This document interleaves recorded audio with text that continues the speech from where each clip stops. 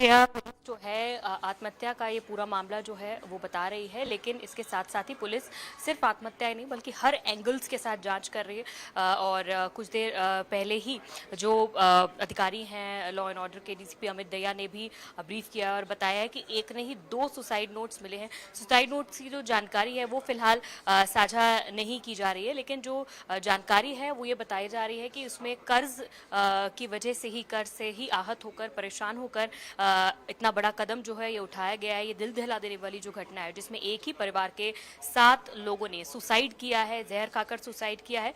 फिलहाल पुलिस जो है चाहे वो बैंक ट्रांजैक्शंस हों, कॉल डिटेल्स हों, हर एंगल के साथ जांच करने की कोशिश कर रही है। और इस वक्त अमित दहिया जी भी मौजूद हैं। सर, 7 लोगों की आत्महत्या करने का ये जो मामला सामने आया है, किन किन एंगल्स पे फिलहाल पुलिस जांच कर रही है? देखिए मैम, पुलिस इसमें हर प्रकार के एंगल से जांच शुरू करेगी। प्राइमा फेसी हम लोगों को ये एक सुसाइड नोट जो मिला है उसके अंदर एक आर्थिक मंदी की वजह से, कर्ज की वजह से जो है वो सुसाइड करना दिखा है। लेकिन इसके अलावा भी हम लोग मृतकों के जितने भी सोशल मीडिया अकाउंट्स हैं, जितने उनके ट्विटर, सोशल मीडिया ये वो हैं, प्लस सीसीटीवी फुटेजेस हैं, कॉल रिकॉर्ड्स हैं, बैंकिंग स्टेटमेंट्स हैं, वो सब हर प्रकार के एंगल से 360 डिग्री एंगल से पुलिस हर जगह इन्वेस्टिगेशन स्टार्ट कर चुकी है।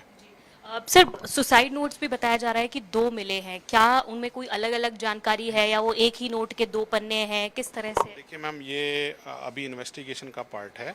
उसके अंदर क्या है वो अभी डिस्क्लोज करना ठीक नहीं है, लेकिन उसका क्रक्स जो अभी पता चला ये है।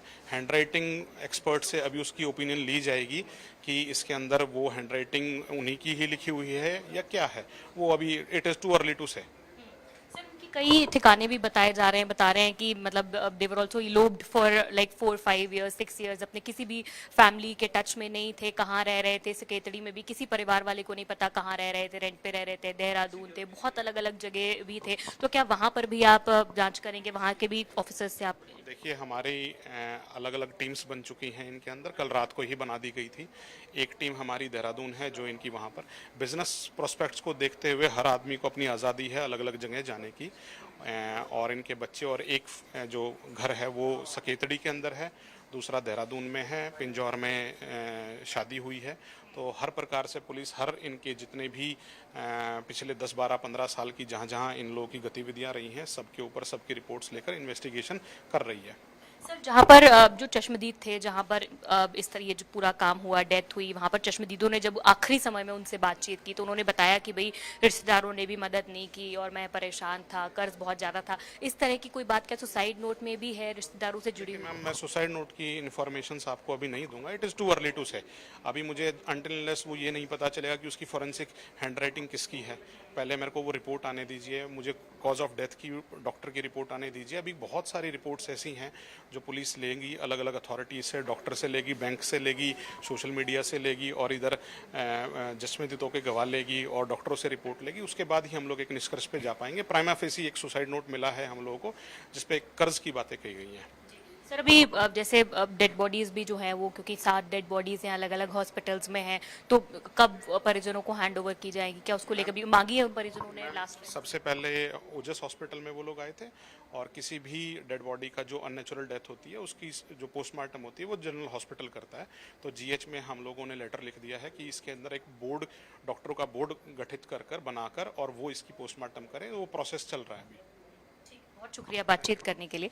तो हमारे साथ बातचीत कर रहे थे अमित दहिया जी, जिन्होंने बताया है कि इस पूरे मामले को कोई अलग अलग एंगल्स के साथ इसकी जांच की जा रही है। हैंडराइटिंग एक्सपर्ट से फिलहाल सुसाइड लेटर की जो जांच है वो करवाई जाएगी और उसके बाद ही ये साफ हो पाएगा कि उन्हीं की हैंडराइटिंग है। वहीं इसी के साथ साथ ये भी एक अहम जानकारी सामने आई है कि एक नहीं 2 सुसाइड नोट्स उस गाड़ी में फिलहाल जांच की जा रही है। पुलिस हर एंगल से जांच कर रही है। सुसाइड का तो एंगल प्रथम दृष्टया है ही, लेकिन इसके साथ ही और भी दूसरे एंगल्स के साथ जांच की जा रही है। सभी जो चश्मदीद हैं, परिवारजन हैं, रिश्तेदार हैं, सभी के बयान भी दर्ज करवाए जा रहे हैं और पोस्टमार्टम के लिए एक बोर्ड ऑफ डॉक्टर्स की टीम जो है उनका गठन भी कर दिया गया है ताकि पोस्टमार्टम रिपोर्ट करवाई जा सके और फर्दर जो इस पूरे मामले में रिपोर्ट्स हैं वो इन्वेस्टिगेशन में काम आ सके। कैमरा पर्सन जतिन के साथ साक्षी शर्मा, इंडिया न्यूज हरियाणा। साक्षी, बिल्कुल ये जो तस्वीरें आप दिखा रही थी और साथ ही साथ ये जो कहानी है, ये वाकया देख करके एक पूरी कहानी जोड़ते हैं अगर हम बुराड़ी कांड से। दिल्ली के बुराड़ी में एक जो केस हुआ था साक्षी, उसमें जो पूरा परिवार खुदकुशी करता है, आत्महत्या कर लेता है, ये कमोवेश वैसा ही ये पूरा मामला इस वक्त प्रतीत हो रहा है। कहीं तंत्र मंत्र का एंगल तो नहीं सामने आ रहा है, क्योंकि कथा सुनने के बाद ये लोग आते हैं, उसके बाद अचानक से ये कदम उठा लेते हैं और उसके बाद उस सुसाइड पेज में लिखते हैं कि बैंकरप्ट हो गए थे इसलिए सुसाइड कर रहे हैं, जीवन लीला समाप्त कर रहे हैं। लेकिन इस एंगल को भी हम नहीं नकार सकते हैं कि भाई इसमें अंधविश्वास की भी कोई तरजीह हो सकती है, अंधविश्वास और तंत्र मंत्र का भी कोई हाथ हो सकता है। जी बिल्कुल, देखिए आप ठीक कह रहे हैं, क्योंकि परिवार आया था, धार्मिक कार्यक्रम अटेंड किया था और उसके बाद ही ये जो कदम है, इतना सख्त कदम है परिवार के द्वारा उठाया गया। और बराड़ी कांड भी जो है वो हुआ था, उससे जोड़कर भी पुलिस जो है इस एंगल की जांच कर रही है। लेकिन हालांकि जिस तरह से सभी परिवार वालों का कहना है, क्योंकि लंबे समय से वो अपने परिवार वालों के टच में भी नहीं थे, लेकिन पिछले 3-4 सालों से वो लगातार उन सभी लोगों से भी मिले जिनसे उन्होंने कर्ज लिए हुए थे। बैंक का कर्ज भी था, उसके अलावा 8-10 लोग अलग और भी थे जिनसे इन्होंने कर्ज लिया हुआ था। लगभग 1 से 1.5 करोड़ का कर्ज था जो उन्होंने अलग अलग लोगों से लिया हुआ था। उन लोगों से भी मिले, उन्हें कहा कि मैं आपके पैसे वापस करना चाहता हूं, मैं कुछ काम करना चाहता हूं, दोबारा से अपने काम को सेट करना चाहते थे। हालांकि परिवार के जो लोग हैं, रिलेटिव्स हैं, वो लगातार यही कह रहे हैं कि एक मजबूत आदमी थे, कमजोर, क्योंकि इतना बड़ा कदम उठाना अगर कोई कमजोर दिल का आदमी है वही कर सकता है। तो कहीं ना कहीं इमोशनली बहुत ज्यादा। और जहां तक जिस एंगल की आप बात कर रहे हैं, उस एंगल को लेकर भी पुलिस जो है वो जांच जरूर कर रही है, क्योंकि एकाएक ही एक धार्मिक कार्यक्रम को अटेंड करना, उसके बाद आकर अचानक सुसाइड कर, ये अपने आप में एक बड़ी बात है। इस एंगल पर भी पुलिस जो है जांच कर रही है। लेकिन अब आपको दिखाना चाहूंगी वो गाड़ी जिसमें सुसाइड किया गया है। आप देख सकते हैं UK 07DY 3055, ये देहरादून के नंबर की गाड़ी है। और आप देख सकते हैं कि गाड़ी में किस तरह से तौलिए लगाकर, जिस तरह चश्मदीदों ने बताया था कि गाड़ी के ग्लासेस जो है चलिए, पूरी कई तरह से तरह कवर के कर सवाल लिए साक्षी गए उठ रहे हैं थे। इस ये वक्त। देखिए, ये आप गाड़ी की तौलिए तस्वीर लगाकर दिखा रही हैं, पुलिस अधिकारी से आपने ग्लासेस को बातचीत कवर की, कर लिया लेकिन गया था। लब्बो-लुआब ये उठता है कि कई सारे एंगल हैं इसमें, उन एंगल्स को नकारा नहीं जाना चाहिए। बहुत शुक्रिया आपका साक्षी। आइए अब आपको दिखा देते हैं, घटनाक्रम से पहले ये कहा जा रहा है कि ये पूरा परिवार जो एक शादी समारोह में गया हुआ था, वहां की कुछ तस्वीरें देखिए जरा, समझिए कि उसके बाद ये घटनाक्रम होती है। ये देख लीजिए शादी समारोह की तस्वीर, जहां ये पूरा परिवार नजर आ रहा है। आप देखिए जरा, मासूम बच्चे हैं इस शादी समारोह में, इसी परिवार के मासूम बच्चे जिनकी मौत हुई है।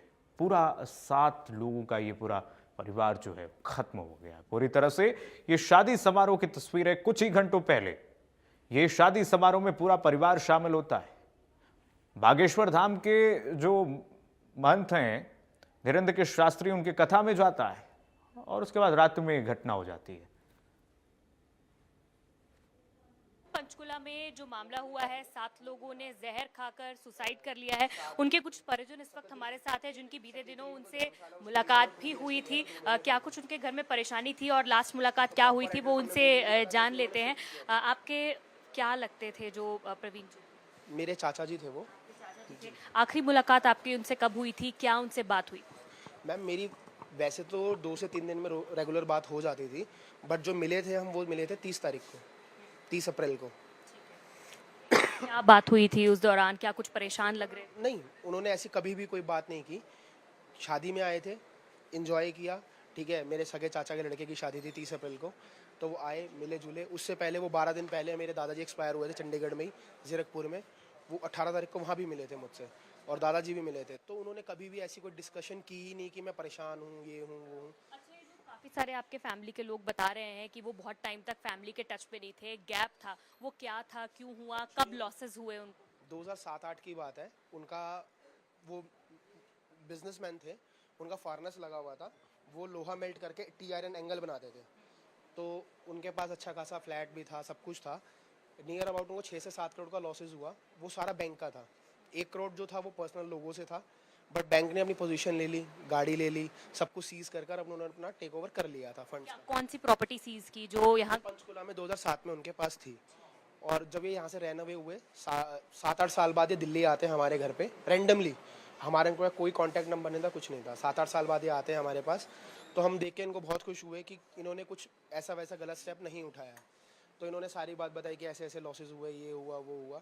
बट अभी 1 साल पहले जब ये पंचकुला शिफ्ट हुए अपने सास ससुर के पास, तो इन्होंने सब बंदों को जिसको देने थे पैसे, इन्होंने सबने फिजिकली मिले और इन्होंने बोला कि मैं काम करना चाहता हूँ और मेरे पास फंड्स नहीं है, तो प्लीज़ मुझे काम करने दीजिए। तो किसी ने भी कौन कौन लोग थे जिनसे इन्होंने फंड्स लिए? एक्चुअली में 2007 की बात है। पहली बात तो मुझे पता नहीं, क्योंकि मैं बहुत बच्चा था उस टाइम, मैं 17 साल का था जब उनको लॉसेस हुए। दूसरी चीज़ ये कि उनको इतना टाइम हो गया था, तो किसी ने उनको फोर्स नहीं किया कि भाई मुझे पैसे दो, तुम्हें काम नहीं करने दूंगा, ये वो ऑल दैट। ये लॉसेस जो बात चल रही है ये 2007-8 के थे। ठीक है, लॉसेस थे, बट ऐसा नहीं था कि बंदा इतना बड़ा स्टेप आज उठाए। अगर उठाना होता तो शायद वो 2007-8 में उठाता। जब वो आपके घर रैंडमली आ गए थे 13-14 में, तब आप लोगों ने पूछा नहीं कि वो 5 साल कहाँ थे, कहाँ सारी गए? बातें उन्होंने बताई। बीच में वो कलकत्ता गए थे, देहरादून गए, चंडीगढ़ गए, जगह जगह उन्होंने शिफ्ट की, बट लास्ट वो फिर जाकर काम करने की कोशिश? जी, लास्ट उन्होंने फिर देहरादून शिफ्ट हुए 5 से 6 साल उन्होंने कैब चलाई अपनी प्राइवेट नंबर कैब से, और लोकल वहाँ का जो न्यूज़पेपर है उसमें ऐड भी डलवाते थे 3,000 रुपये पर मंथ की, जिसके अंदर आपको मतलब गाड़ी अगर ड्राइवर चाहिए विद कार चाहिए तो आपको कॉल्स आती थी। तो उन्होंने बेसिकली काम किया क्योंकि फंड्स ही चाहिए थे काम करने के लिए, तो उनको आपने बताया कि उनके पिताजी को बीमारी थी, ब्रेन की बीमारी थी, वो भी लास्ट ईयर ही हुई थी। तो उसका जैसे उनके पास पैसे नहीं थे तो किस तरह इलाज हुआ? क्या वो सबकी मदद? गवर्नमेंट इलाज होता है मैम, गवर्नमेंट से उनका इलाज चल रहा था, उनको दवाइयाँ दी जा रही थी और दवाइयाँ लेके वो नॉर्मल हो गए थे। बट वो ये था कि एजिड थे, 75 प्लस थे, अकेले बैठने से उनको जैसे किसी को अब्यूज़ वर्ड कह दिया, किसी को कुछ कह दिया, तो ये सब चीज़ें थी। और क्योंकि इतना बड़ा स्टेप उठाना कहीं ना कहीं ऐसा लगता है कि बंदा मानसिक तौर पे क्या कमजोर थे या कैसे? मैं नहीं मान सकता। अगर कमज़ोर होते तो किसी ना किसी रिलेटिव से ज़रूर शेयर करते कि हाँ मुझे ये प्रॉब्लम है। उन्होंने आज तक शेयर नहीं की, क्योंकि 15 दिन पहले 17 दिन पहले जब घर पे आकर शादी में मिले हैं तो बंदा अगर कुछ प्रॉब्लम होती तो डिस्कस कर लेता। बिल्कुल ठीक लग रहे थे, मतलब इंजॉय कर रहे थे। उन्होंने लेडी संगीत में डांस किया, मेरे साथ खुद शादी में डांस किया, तो ऐसी कोई प्रॉब्लम लगी नहीं कि उनको कुछ प्रॉब्लम है।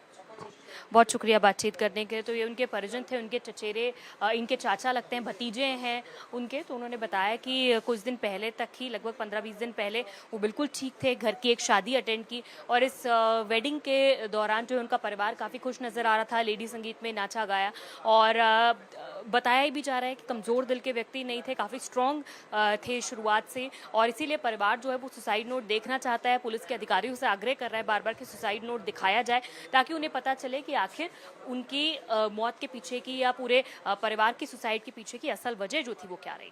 कैमरा पर्सन जतन के साथ साक्षी शर्मा, इंडिया न्यूज़।